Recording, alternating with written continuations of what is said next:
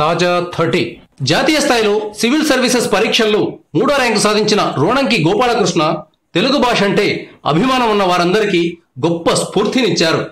మారుమూల ప్రాంతంలో పుట్టి చదువంతా పూర్తిగా తెలుగులోనే చదివిన ఆయన సివిల్ సర్వీసెస్ పరీక్షల్లో 3వ ర్యాంకు సాధించారు. దీంతో ఆయన చెప్పే మాటలకు బాగా ప్రాధాన్యం ఏర్పడింది. యువత ఆయన మాటలను శ్రద్ధగా ఆలకిస్తున్నారు. ఇటీవల గోపాలకృష్ణ ఏపీ సీఎం చంద్రబాబును ఆకాశానికి ఎత్తేశారు.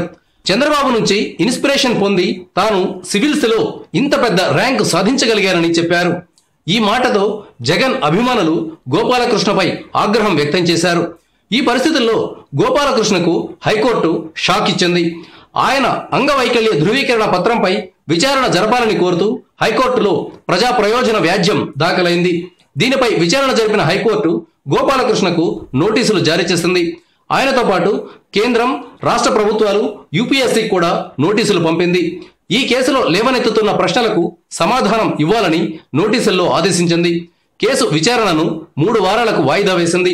వీలైనంత తొందరగా తన నోటీసులకు సమాధానం ఇవ్వాలని హైకోర్టు సూచించింది. గోపాలకృష్ణకు ఎలాంటి అంగవైకల్యం లేదని ఆయనపై కేసు వేసిన వారు వాదిస్తున్నారు. ఆర్థోపెడిక్ లో 45% అంగవైకల్యం ఉన్నట్లు సర్టిఫికేట్ పొందారని ఆరోపిస్తున్నారు. ఈ అంగవైకల్యం వల్లే సివిల్స్ లో ఆయనకు ర్యాంకు వచ్చిందని చెప్తున్నారు.